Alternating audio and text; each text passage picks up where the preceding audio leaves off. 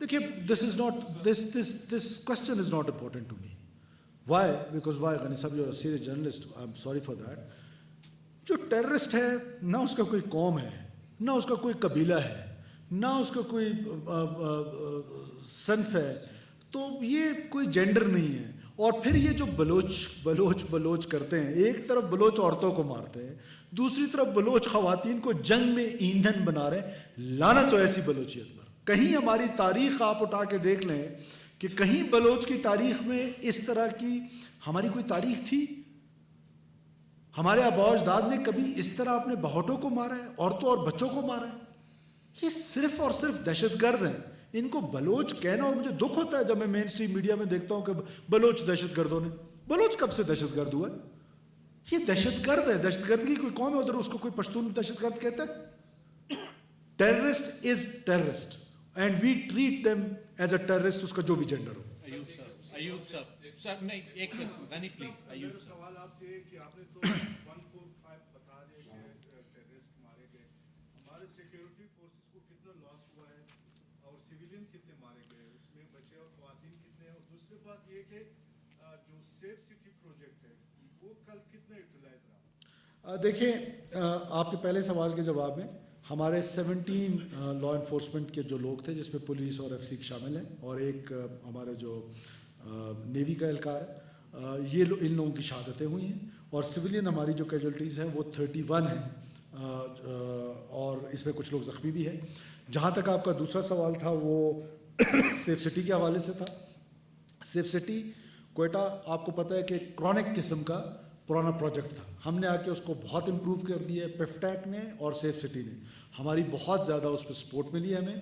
Safe city آپ کے لیے لڑتا نہیں ہے, وہ صرف آپ کو انفارمیشن پرووائڈ کرتا ہے.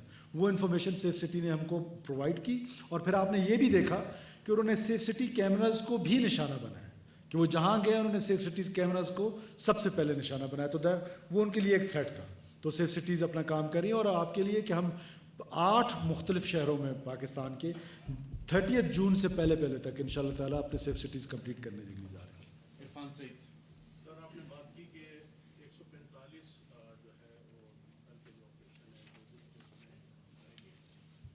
اب دیکھنا یہ کہ سر نیریٹوز کی آپ نے بات کی, آپ گورنمنٹ کام کر رہی ہے, نوجوانوں کو انگیج کر رہی ہے, لیکن دوسری جانب پر دیکھا جائے تو پچھلے کچھ 2 عرصے سے جو یہ واقعات بڑھتے جا رہے ہیں اور ان کی تعداد میں بھی اضافہ ہوتا جا رہا ہے, ان کی جو ان کو سمپتی ملتی جا رہی ہے پبلک سے, وہ بھی ایک بڑا ایک اہم ایشو بنتا جا رہا ہے.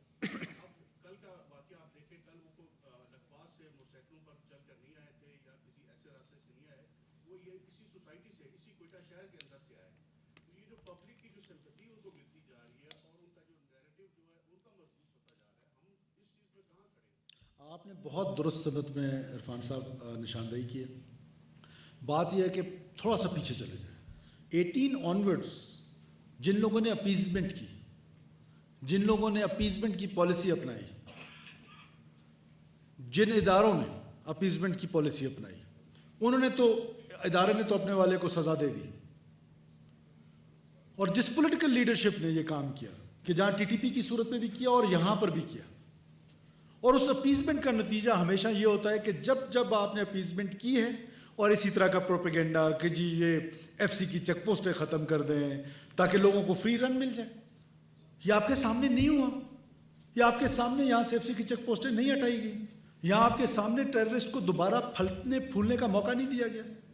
تو اس اپیزمنٹ کی سب سے بڑی, آج کا جو رائز ہے اس کی سب سے بڑی ریزن جو ہے وہ 18 کے بعد کی اپیزمنٹ ہے. کیا بلوچستان کے لوگوں کو نہیں یاد کہ 18 کا جو الیکشن تھا, ہم خود سب آپ کور کر رہے تھے اور ہم کمپین کر رہے تھے, کیا وہ سب سے پیسفل الیکشن نہیں تھا؟ کسی ایک جگہ پہ مجھے بتائیں کہ جہاں پر کوئی واقعہ ہو, اکا دکا واقعات کے علاوہ. سو یہ اپیزمنٹ جو ہے یہ ہمیشہ ریاست کے لیے نقصان دہ ثابت ہوئی ہے. آپ آج سے نہ دیکھیں, بلوچستان کے کیس میں آپ سٹارٹ کریں سنس 1948 کہ جب آپ نے اپیزمنٹ کیا اس کے بعد آپ کو صلہ کیا ملا ہے. Look how they responded after your appeasement. The state has to decide now. There shouldn't be any appeasement to those who took arms against state of Pakistan. It should be clear-headed. اور ہم آ کے کچھ سال بعد دوبارہ appeasement میں چلے جاتے ہیں. دوسرا جو پبلک سمپتھی ہے, let me tell you very honestly Irfan, I have received calls from Hub to Gwadar. Public at large بہت کنڈیم کر رہی ہے اس دہشت گردی کے واقعات کو. یہ کون سی بلوچیت ہے جا کے بینک لوٹ لو, موٹر سائیکل چھین لو, لوگوں کے ساتھ لوٹ مار کر لو. اس سے کون خوش ہوگا؟ Public is not with them, fear factor is with them. This is the fear factor. کیا اسی سریاب میں ڈونٹ یو ریمبر کہ جب ہماری ڈیٹرنس اپنی پیک پہ تھی تو یہی لوگ جو ہے وہ پاکستان کا جھنڈا ڈیش بورڈ پہ رکھے بغیر باہر نہیں نکلتے تھے. The time is coming. The only problem, once again I say, the only problem is narrative, and the second problem is this operations in grey. This operation is grey is the biggest problem for us. But we have the solutions. We have the solutions, and you will see کہ انشاءاللہ تعالی ہم ان کو کیفر کردار تک پہنچائیں گے. اور یہ جو سمپتیز ہے یہ ریاست پاکستان کے ساتھ ہے لوگوں کی, دہشت گردوں کے ساتھ. It is a very small percentage, very small percentage. اور اس اسمال پرسنٹیج کے لیے بھی میرا یہی پیغام ہے کہ we have identified you, we will not let you go so easily. یہ جو لوگ مارے گئے ہیں 145, میں بار بار آپ کے توسط سے میڈیا میں یہ کہتا رہا کہ فیملیز ہمیں انفارم کریں کہ کون بی ایل اے کے ساتھ ہے. جن فیملیز نے انفارم کیے ان کے لیے تو ہمارے پاس سمپتیز ہیں, بٹ اب ان کے لیے سمپتیز کوئی نہیں ہے جن کی فیملیز کے بچے جو ہے وہ آ کے ادھر معصوم لوگوں کا خون بہائیں اور وہ مزے سے کاروبار کرتے پھریں. ہارڈ اسٹیٹ ہے, ہارڈ گورنمنٹ ہے, we will not let them go easily. عیسیٰ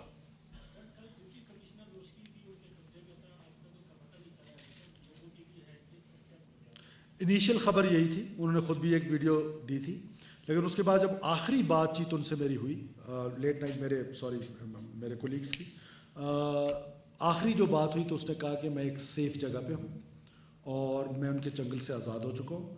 اور اس کے بعد ان سے رابطہ اس وقت تک نہیں ہو پا رہا ہے, بیکاز وہاں پر ابھی بھی کامنگ اور اسکریننگ آپریشن اور ان کا تعاقب کا آپریشن چل رہا ہے. لاسٹ کال واز کہ I am safe with my family. So Zain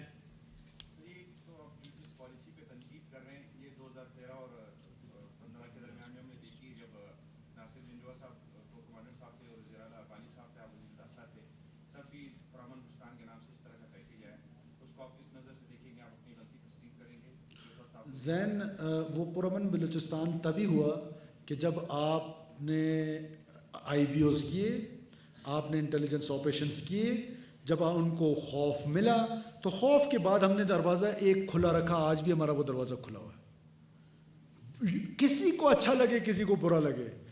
this decision has to be on the battlefield. جب آپ بیٹل فیلڈ میں تگڑے ہوتے ہیں تو وہ پھر یہ دروازے کا استعمال کرتے ہیں. وہ پرامن کی پالیسی جب آئی تھی تو اس وقت آئی تھی کہ جب آپ نے ان کے خلاف بھرپور آپریشنز کیے, when they felt کہ they are not safe in these mountains, اپنے ہیونز میں وہ سیف محسوس نہیں کر رہے تھے اپنے آپ کو, so they came back. اس میں سے کتنے واپس چلے گئے, I have the list. so وہ آج بھی ہم وہ دروازہ کھلا رکھنا چاہتے ہیں, حالانکہ ہم ٹی ٹی پی کے معاملے میں وہ دروازہ ہمارا نہیں کھلا ہوا. Just because of this so called narrative جو 30 سال سے پاکستان کی انٹیلیجنسیا میں, پاکستان کی مین اسٹریم پولیٹیکل لیڈرشپ میں, پاکستان کے جوڈیشری میں, پاکستان کی میڈیا میں یہ کنفیوژن پھیلائی گئی ہے. آپ دیکھ لیں نیشنل ایکشن پلان, میں اس کو سیکنڈ بڑا ڈاکومنٹ مانتا ہوں after constitution of Pakistan. Consensus تھا اس میں آپ نے بلوچ ملیٹنٹس کو جو ہے وہ ایک علیحدہ سے ٹریٹ کرنا شروع کر دیا. جو وہ ملیٹنٹس تھے کہ جن کو جو مذہب کے نام پر, جن کا مذہب سے کوئی تعلق نہیں ہے, جیسا ان کا بلوچیت سے کوئی تعلق نہیں ہے, ان کو تو ہم نے دہشت گرد ڈکلیئر کر دیا, ان کو ہم نے ناراض بلوچ ڈکلیئر کر دیا. What a confused nation we are. Are we fighting a serious war? So that was, اس کا نتیجہ تبھی تھا کہ first you have to like Mecca فتح کرنا پڑتا ہے, تو اس کے بعد آپ معافی کا اعلان کیا جاتا ہے.